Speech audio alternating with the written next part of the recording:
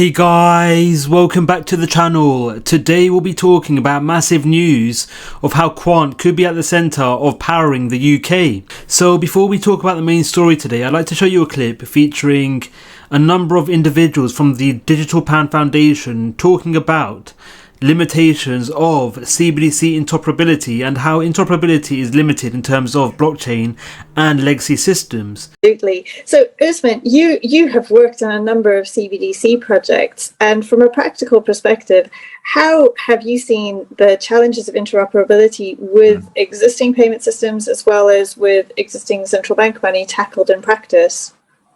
Yes, no, thank you. Very, very interesting question. Indeed, interoperability seems to be a bit of a headache, for the adoption of a CBDC. And I think to some extent, this is a false debate.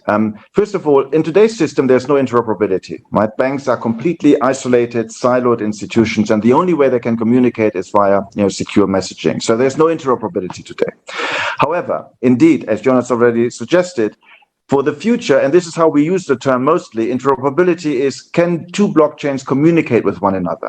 Now, technically, I think we've mostly solved for that, in particular through the temporal synchronization of blockchains that then allow, information to cross in such a way that you can do payments versus payments or delivery versus payments transactions across blockchain. So I think it mostly, has been solved. But another dimension which also came up is that of integration. So in our work, we try to say interoperability is between blockchains, and integration is a blockchain application with existing systems, so account-based systems typically.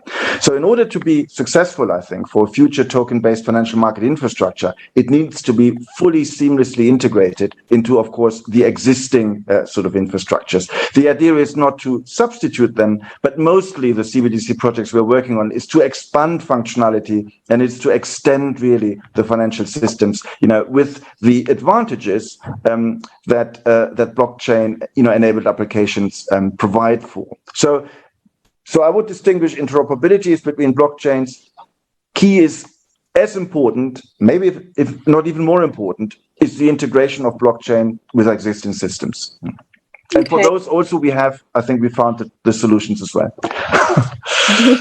So as stated in the previous clip, there's a number of limitations, especially in regards to providing interoperability between legacy systems and DLT.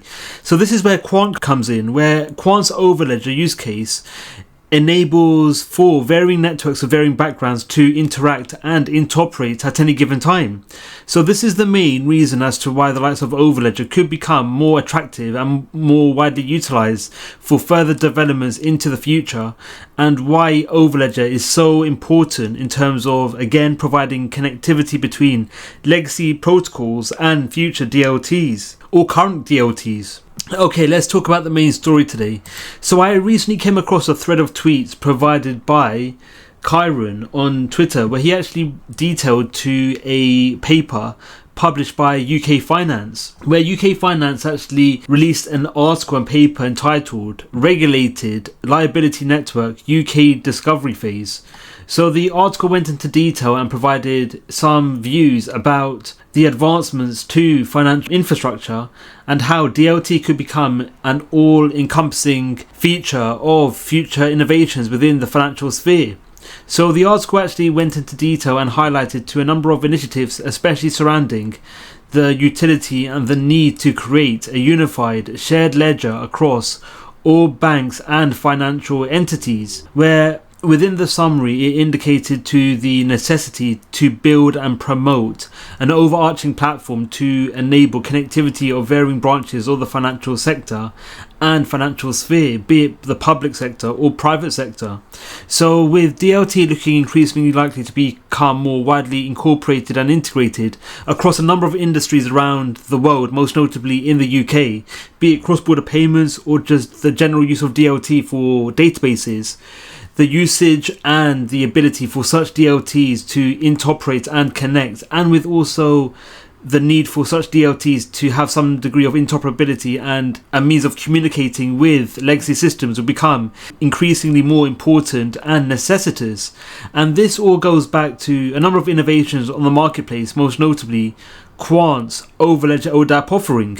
So the actual article went into a bit more depth and provided insights about a number of key use cases and how these key use cases could become imperatively more important, especially in regards to the utility of DLT, where the article actually stated to how the use cases for DLT, the important use cases for DLT include consumer domestic payments, wholesale, cross-border payments, and securities settlement. So all of these key components across the DLT sphere could become increasingly more important, especially in regards to allowing for varying stakeholders within the wider UK economy and further afield to utilise DLT.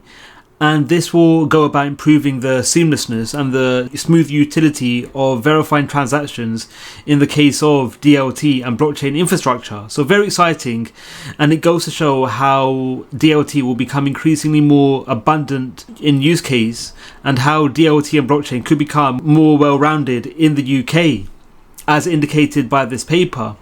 So the actual article went into a bit more depth about the number of layers surrounding varying databases and platforms and how the utility of cbdc's could become increasingly more necessitous as a way of providing traditional banking to have some degree of connectivity with future cbdc protocols and DLT infrastructure. So the financial realm is looking likely to become more heavily integrated and become more widely involved in DLT and blockchain innovation. So it'll be interesting to see how DLT will become ingrained into the financial sector and how the utility of DLT in such cases could lead to more innovations being incorporated and utilised across the wider UK economy and further afield.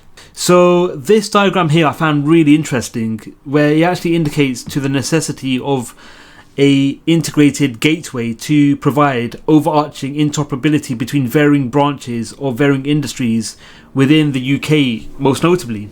So within this segment of the article, it actually highlights it to other blockchain and DLT innovations on the marketplace, where it actually stated as to how, after initial research, the analysis was validated by an information gathering exercise with key technology platforms.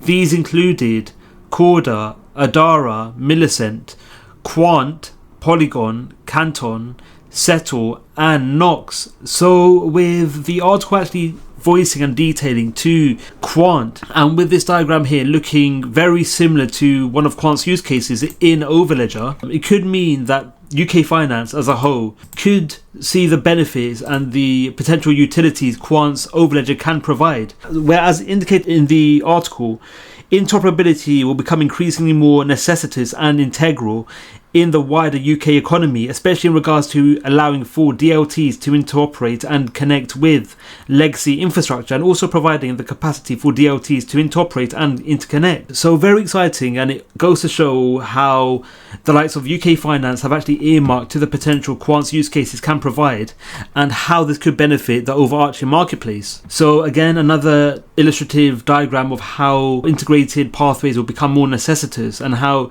the utility of innovation including Overledger could become all-encompassing, and how a number of stakeholders across a different number of industries could be integrated and utilised into the likes of Overledger and other integrated gateway protocols. So all around very exciting, and it'll be interesting to see how these integrated pathways and gateways are utilised and whether these gateways could become more widely integrated into the wider UK economy. And again, this is a nice illustrative diagram of Quant's Overledger, and you can see the comparisons between this diagram here and the previous diagram in regards to connectivity. So it goes to show that UK finance are fully aware of Overledger's utilities and how Overledger can bring about a number of benefits, especially in terms of providing universal interoperability and connectivity between the likes of blockchain and traditional architecture and networks. So it will be interesting to see how this development plays out and whether Quant will be at the centre of further initiatives and developments, especially surrounding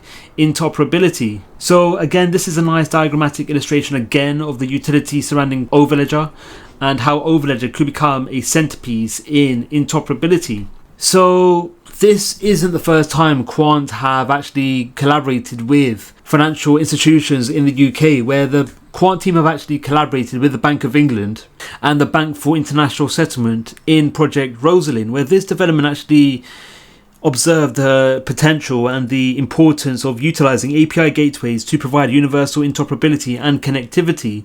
So very exciting, and it'll be interesting to see how these developments play out and whether the likes of Overledger could become an all-encompassing innovation that is directly utilized across the wider UK economy and further afield.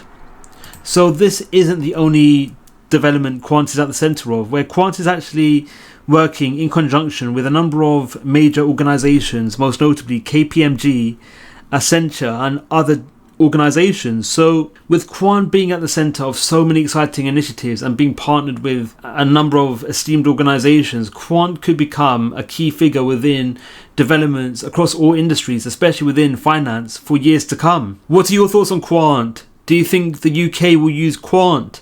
Let us know your views in the comments below. Thank you for watching Crypto Clan. Don't forget to like, subscribe and click on the notification bell. Let us know your views in the comments below. Thank you for watching, and we'll see you in the next video.